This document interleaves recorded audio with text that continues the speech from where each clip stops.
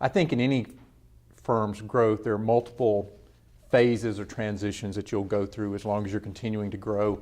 Or even if growth is not the primary objective, just as you continue to evolve to meet the needs of your markets, right? I think the thing that's really unique and is what is focused on most in the book No Man's Land is that there's a certain inflection point that really will tell the tale to whether there's anything after that the firm has to worry about or not. What I find, I break it into, I think about it at least in sort of two categories. One would be what I would call technical, one would be adaptive. And the technical challenges they're the more straightforward in a lot of ways. Not saying they're easy, but they're straightforward. So if I want to grow to this next level, if I want to service this next market, I know that there are going to be considerations such as capital structure. I know that I'm probably going to have to significantly rethink my processes. I know that I'm going to have perhaps issues around talent. And the list goes on and on, right? There's probably different technology considerations. And not that those are easy. They can be really challenging. But for the most part, with few exceptions, someone has dealt with that before.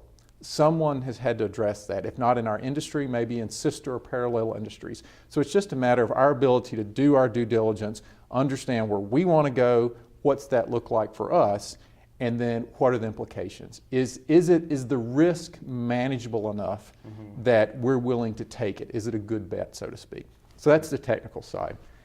The adaptive side is, in my mind, much more challenging. And that's where I see most of the companies run into the most problems. And that's, when I think of the adaptive, it's dealing more with what are the changes that are going to have to occur in terms of how we see ourselves as a leadership team, as a CEO. How do I see my role? How do I see this company? Do I have to change my mental model about who we are, who our customers are, how we create value? Do I have to basically open up my blinders? I think about, most of us growing up in the South, we at some point saw the mules with the blinders. If we're not old enough to remember it, we certainly saw it in the pictures, right?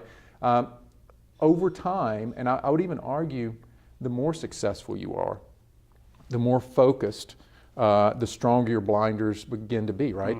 For a company to ever get to the point where they're having to deal with the issues brought on by No Man's Land, that means they've been successful to some point.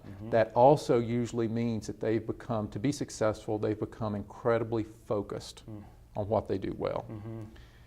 We don't ever want clients to lose that, but what we always challenge them to do is say, okay, let's not assume. Let's take a hard look at that. Let's start to question what are the things that we need to keep and hold on to tightly, and then what are the things we need to be able to open up our respective blinders to think differently about not only ourselves as a company, the leadership team, about our customers, how we serve them, about what it would actually mean to go from a $25, $50 to a $100 million company. What are the changes that have to happen with us and how we view our world?